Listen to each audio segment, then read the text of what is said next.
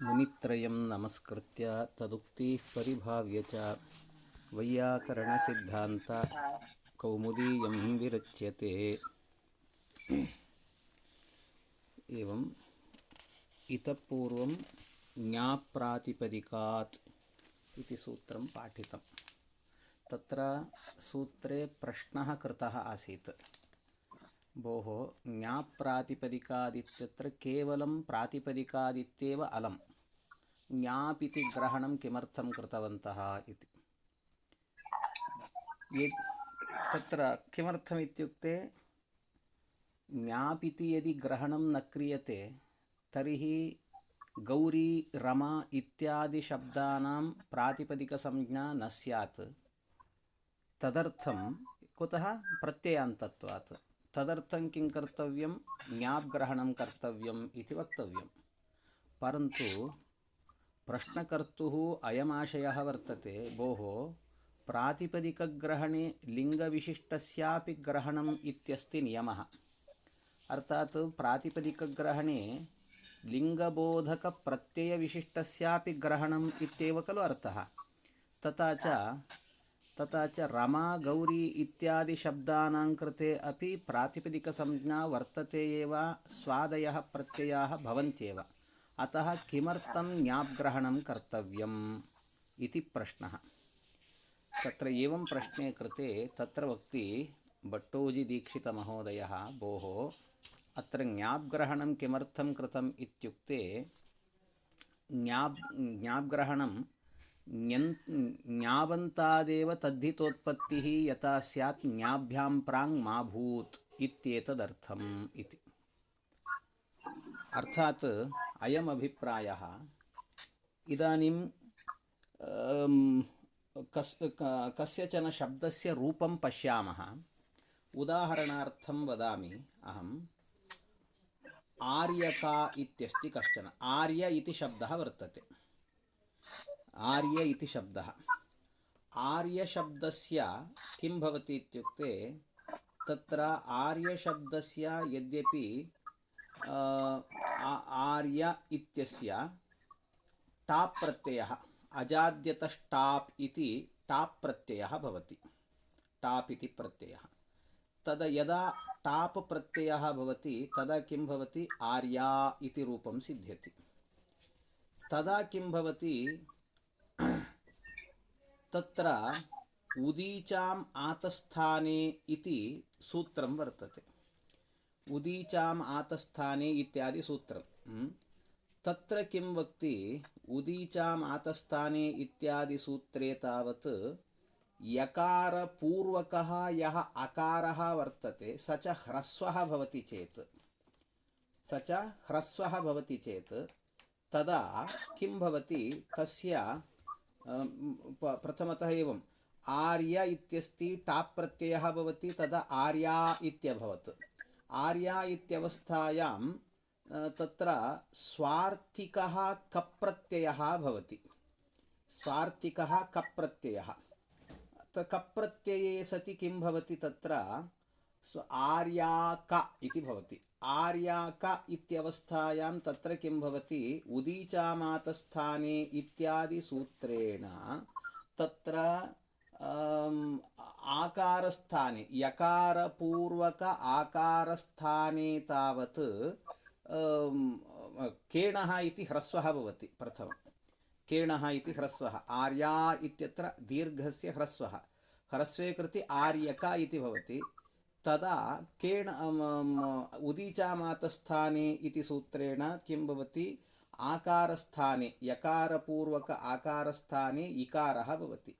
इकारे कृते आर्यिक इति भवति। आर्यिक इति, आर्यिक इत्यवस्थायां ककारात् अजाद्यतष्टाप् इति पुनः आगत्य आकारः आगत्य आर्यिका इति रूपं भवति। आर्यिका इति रूपम्। एवमेव अत्र किं भवति इत्युक्ते, एकनिमेषं वदामि।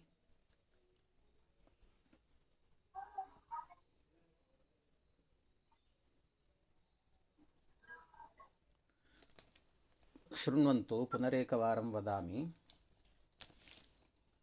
अत्र किं भवति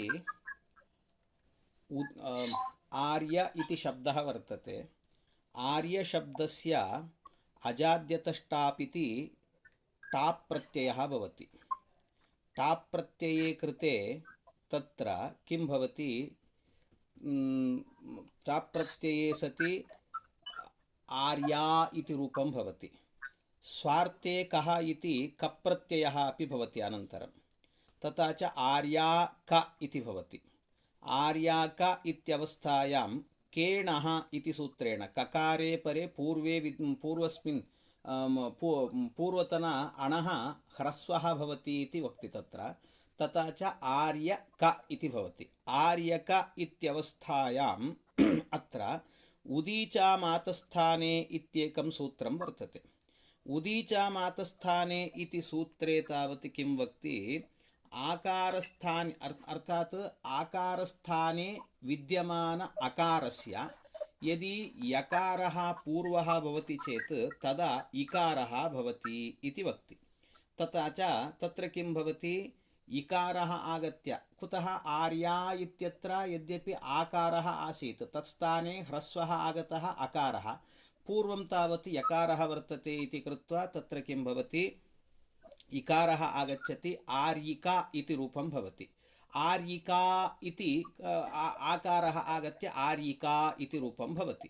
परन्तु अत्र इदमपि रूपं वर्तते। आर्यिका इति यथा वर्तते तत्र उदीचामातस्थाने इति सूत्रेण यः इकारः भवति तत् विकल्पतया भवति। इकारः विकल्पतया भवति। तथा च विकल्पतया भवति इति कृत्वा तत्र आर्यिका इति एकं रूपं सम्पद्यते। अपरं रूपं तावत् आर्यका इत्यपि रूपं भवति। तत्र रूपद्वयं भवति। इदानीं पश्यन्तु, अत्र विशेषः, भोः यदि अत्र ज्ञाप्ग्रहणं न कुर्मः सूत्रे, तर्हि आर्यिका इति एकमेव रूपं स्यात्। तत् कथम् इत्युक्ते तत्र पश्यतु, इदानीं तत्र किं भवति इत्युक्ते किञ्चित् सूत्रं तत्र यद्यपि प्रत्ययाः तद्धितप्रत्ययाः तावत् एवं विददाति महर्षिः। प्रद्धितप्रत्ययाः केचन प्रत्ययाः प्रकृत्यर्थबहिर्भूतार्थे प्रत्ययाः विहिताः वर्तन्ते। केचन प्रत्ययाः प्रकृत्यर्थे एव विहिताः वर्तन्ते, स्वार्थे, अर्थात् प्रकृत्यर्थे इत्युक्ते स्वार्थे प्रत्ययाः विहिताः वर्तन्ते। एवञ्च तत्र यत्र इदानीम् उदाहरणार्थं वदामि चेत् दक्षस्य अपत्यं पुमान् दाक्षिः इति वदन्ति, अथवा दशरथस्य अपत्यं पुमान् इत्यत्र दाशरथिः इति भवति। दाशरथिः इत्यत्र तावत् इञ् अत इञ् इति इञ् प्रत्ययः भवति। स च इञ् प्रत्ययः अपत्यार्थे, अर्थात् तत्र प्रकृतिभूतः शब्दः नाम दशरथशब्दः। दशरथशब्दस्य यः अर्थः विद्यते सः तम् अर्थं त्यक्त्वा अन्यस्मिन्नेव अर्थे विहितः वर्तते। तत्र इञ् प्रत्ययः अर्थात् अपत्यार्थे विहितः वर्तते। तथा च तत्र अपत्यार्थे विहितः वर्तते इति कृत्वा तत्र किं भवति, प्रकृत्यर्थबहिर्भूतार्थे विहितः प्रत्ययः सः। केचन प्रत्ययाः एवं भवन्ति, स्वार्थे एव विहिताः भवन्ति। उदाहरणार्थं कप् प्रत्ययः, क इति प्रत्ययः तावत् किं भवति, तत्र स्वार्थे एव भवति। तथा च इदानीम् उदाहरणार्थम् अत्र पश्यामः। अत्र आर्य इति शब्दः वर्तते। आर्यशब्दस्य स्वार्थे कः इति कप्रत्ययस्य प्रसक्तिः वर्तते। एवमेव अजाद्यतष्टाप् इति सूत्रेण टाप् प्रत्ययस्यापि अवकाशः विद्यते। तथा च आर्या इति रूपस्यापि अत्र प्रसक्तिः वर्तते। आर्यक इत्यस्यापि प्रसक्तिः वर्तते, अर्थात् कप्रत्ययस्य एवं टाप् प्रत्ययस्य च अवकाशः विद्यते। तर्हि प्रथमः कः प्रत्ययः आगच्छति, प्रथमं तावत् कप् प्रत्ययः आगच्छति इति प्रश्ने तत्र भोः कप् प्रत्यय एव आगच्छति। कुतः इत्युक्ते कप् प्रत्ययस्तावत् स्वार्थे विहितः वर्तते। एवमेव अर्थात् स्त्रीप्रत्ययस्तावत् स्त्रीत्वे अर्थे विवक्ष्यमाणे सति तत्र विहितः वर्तते। तथा च तत्र अन्तरङ्गसूत्रं वर्तते। एतत् सूत्रं स्वार्थेकः इति कप्रत्ययविधायकं सूत्रम् अन्तरङ्गसूत्रं वर्तते। इदं तु सूत्रं बहिरङ्गसूत्रं वर्तते। कुतः? तत्र स्वार्थं विहाय प्रकृत्यर्थं विहाय प्रकृत्यर्थ बहिर्भूत अर्थे विहितः वर्तते। अतः सः तत्सूत्रं तावत् बहिरङ्गसूत्रं भवति। परन्तु कप्रत्ययविधायकसूत्रं तावत् अन्तरङ्गसूत्रं भवति।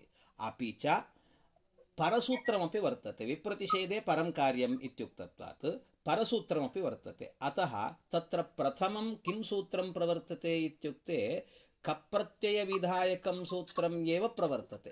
तथा च कप्रत्ययविधायकसूत्रे प्रवृत्ते सति किं भवति? आर्यक इति रूपं सिद्ध्यति।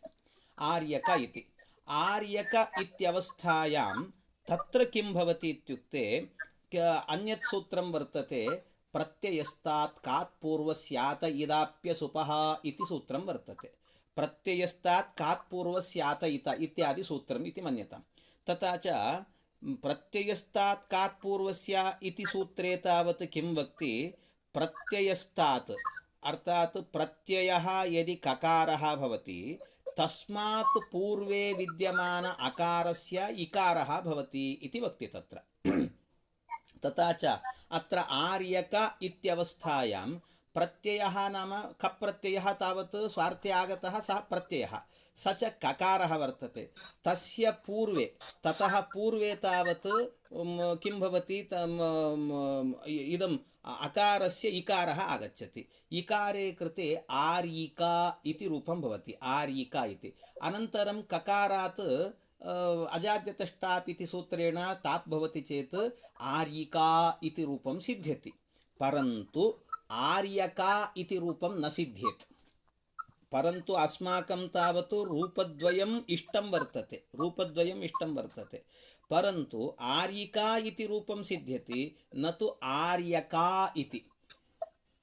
यदा तावत् उदीचामातस्थाने इति सूत्रेण इकारः भवति चेत् तदा किं भवति? उभयरूपं सिद्ध्यति विकल्पत्वात् तत्र इकारस्य। परन्तु प्रत्ययस्तात् कात् पूर्वस्य इति सूत्रेण यदि इकारः भवति चेत् तत् सूत्रं नित्यसूत्रं वर्तते। तत्र नित्यतया इकारः भवति। अतः किमर्थं तत्रापि उदीचाम् इति सूत्रेणैव इकारः क्रियताम् इति चेत् तत्र तेन सूत्रेण नागच्छति। कुतः? तत्र उदीचामातस्थाने इति सूत्रे तावत् किं वक्ति?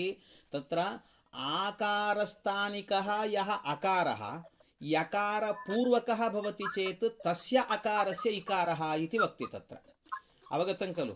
अर्थात् यकारपूर्वकः यः आकारस्थानिकः अकारः वर्तते तत्र आर्याक इत्यवस्थायां केणः इति सूत्रेण ह्रस्वः आगत्य अनन्तरं किम् अभवत्? आकारस्थानिकः अकारः अभवत्। तत्र यकारपूर्वकः वर्तते। तथा च तत्र उदीचामातस्थाने इति भवति। परन्तु इदानीं भवता तावत् किं कृतं वर्तते? प्रथमं तावत् कप्रत्ययः कृतः वर्तते। कप्रत्ययः तथा च कप्रत्यये सति किं भवति? तत्र आर्यक इति रूपं सिद्ध्यति। परन्तु तत्र यः यकारोत्तर अकारः वर्तते सः अकारः न आकारस्थानिकः वर्तते। कुतः? तत्र अजाद्यतष्टाप् इति टापं बाधित्वा कप्रत्ययः आगतः। अतः तत्र आकारस्थानिकः नास्ति इति कृत्वा उदीचामातस्थाने इति विकल्पतया इकारः नागच्छति। अतः किं कर्तव्यं? परन्तु अस्माकं रूपद्वयम् इष्टं वर्तते। तत्सिद्ध्यर्थं किं कर्तव्यम् इत्युक्ते अस्मिन् सूत्रे ज्ञाप्ग्रहणं कर्तव्यम् इत्यर्थः। ज्ञाप्ग्रहणं कर्तव्यम्। इदानीं ज्ञाप्ग्रहणं यदि क्रियते तदा अयं नियमः सम्पद्यते। ज्ञाप्ग्रहणं ज्ञाबन्तादेव तद्दितोत्पत्तिः यथा स्यात् ज्ञाभ्यां प्राङ् मा भूत् इति। अर्थात् यत्र तावत् स्वार्थे कः वा भवतु अथवा अन्यस्मिन् अर्थे वा भवतु तद्धितप्रत्ययः तत्र यदि स्त्री प्रत्ययस्य ञाप् प्रत्ययस्य अर्थात् स्त्री प्रत्ययभूत नी इत्यस्य वा आप इत्यस्य वा अवकाशः विद्यते चेत् तदा स्वार्थे वा भवतु अन्तरङ्गं वा भवतु तत्र किं कर्तव्यं प्रथमं ञन्तादेव अर्थात् ज्ञाबन्तादेव प्रथमं तत्र स्त्री प्रत्ययः एव कर्तव्यः न तु तद्धितप्रत्ययः इति नियमः सम्पद्यते।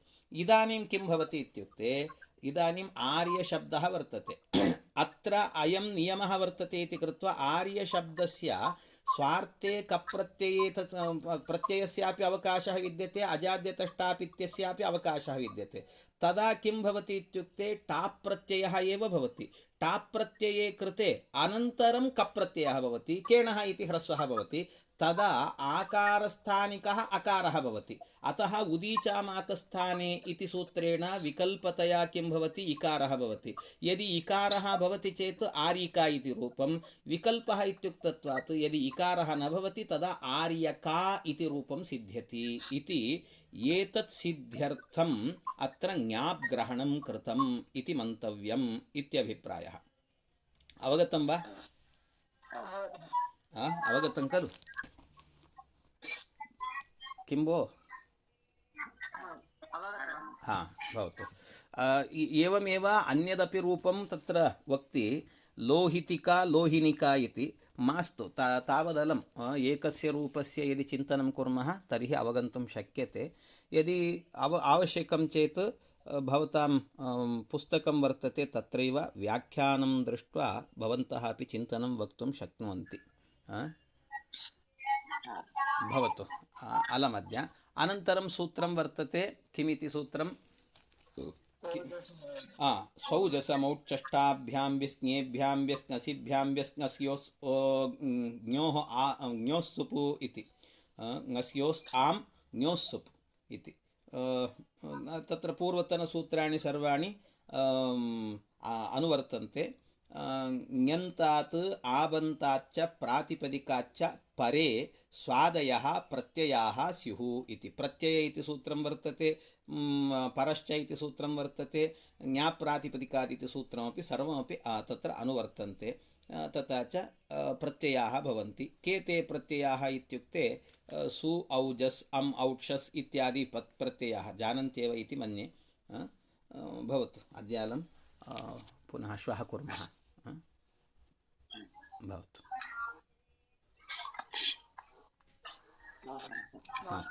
श्वः चिन्तनं वदतु। वदन्तु।